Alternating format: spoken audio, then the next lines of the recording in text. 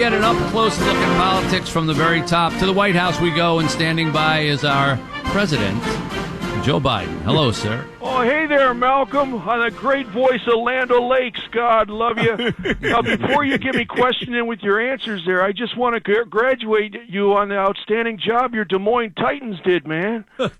Okay, I think you mean the Detroit Lions, and if so, That's thank you, sir. We're very happy about it here. It's a good thing they didn't have to play outside, Jack. I mean, it's so cold in Iowa, all of Trump's staffers are huddled around their burner phones to keep warm. Gotta keep warm. Yes, it's very cold there in the Midwest, sir. Well, you're not kidding. I saw it was -4 in Kansas City. It was so cold at the Chiefs game. Old Trapper Keeper and his girlfriend, Rip Taylor, they got their tongues stuck together when they were making out, man. Again, I think you mean Travis Kelce and Taylor Swift, sir. Yeah, you know the thing. Yeah. Yeah, okay. All right, let's begin our conversation for real here. I understand that you faced hecklers during your recent visit to Pennsylvania. They were yelling out, "Go home, Joe," and "You're a loser." What did you do when you heard that, sir? Well, I was shocked, man. I was shocked. I don't know. Don't they know I'm Lunchbox Joe from Scranton? I'm a hometown guy, Lunchbox Joe. I'm an everyday man. But I didn't take it personally, though. Yeah, I just figured they were probably in a bad mood because they bet on the Cowboys. But the hecklers, sir, what did you do about the hecklers? Well, I'll tell you exactly what I did. I stopped in my tracks right there with the Secret Service, and I yelled back, "Hey, you're acting all tough out there in the crowd. Why don't you come up here and say that to my face, lady?" and then they told me it was a middle-aged guy. It was a middle-aged guy. Look, folks, here's the deal. It's just a complete waste of time to heckle me.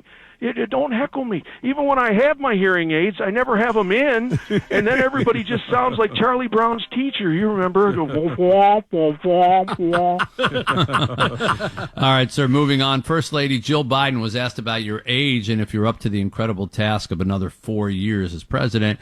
She said your age is an asset. He's lived history. He can do it. These are quotes. Yet a Monmouth University poll found that 76% of voters believe you're too old. And by the way, only 48% think Trump is too old. What do you have to say about your wife's answers, sir? Well, I think it's kind of obvious that my sweet Jilly's my biggest cheerleader, God love her, and I was just so impressed because when she told him my age was an asset, she only burst out laughing for a quick second before she turned it into a great fake cry. Yeah, Jilly thinks on her feet, pal. That's no joke. Yes, but 76% of voters from that poll think you're too old. Yeah, now what's the deal with that poll, man? I mean, how the hell do you have any credibility when you go to Mom's Mouth University? That's Monmouth, sir, Monmouth. Well, it doesn't matter because I'm not worried, bub. In the voting polls, the former guy's polling around 30%. I mean, even Hunter's iPhone battery life percentage is higher than that. And he's always shooting videos, too, pal. Videos. Yeah, we've seen some of those. Speaking of the polls, according to the latest USA Today poll, your approval rating is at an all-time low amongst Hispanic voters, just 34%, which is very low for a Democratic candidate. That might be true, but let's keep in mind that that's just among documented Mexican voters. Documented. Now, look, folks, I know it's harder to track them, but if they started asking all the illegals that came across the southern border, I'd be damn near at 100%, boy. Mr. President, last week the House GOP voted to advance a contempt of Congress resolution against your son, which has increased the potential for criminal charges being leveled against him. A day after this vote, Mrs. Biden said, "What they, the GOP, are doing to Hunter is cruel." Do you agree? Absolutely. You know, if my family got residuals for every time the GOP attacked us, we'd be rich.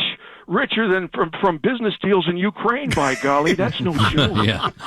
Finally, sir, the First Lady revealed in an interview that you and her have had silent fights on your phones, known as fexting, to keep the Secret Service from knowing you're having an argument. Can you confirm this? Yeah, that's actually true, but it's not a big deal, though, and I'll tell you why.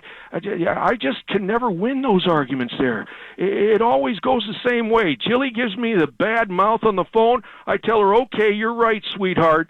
I'm sorry. And then later that night, before she gets into bed, I sneak in there first and get under the covers and preheat the Dutch oven.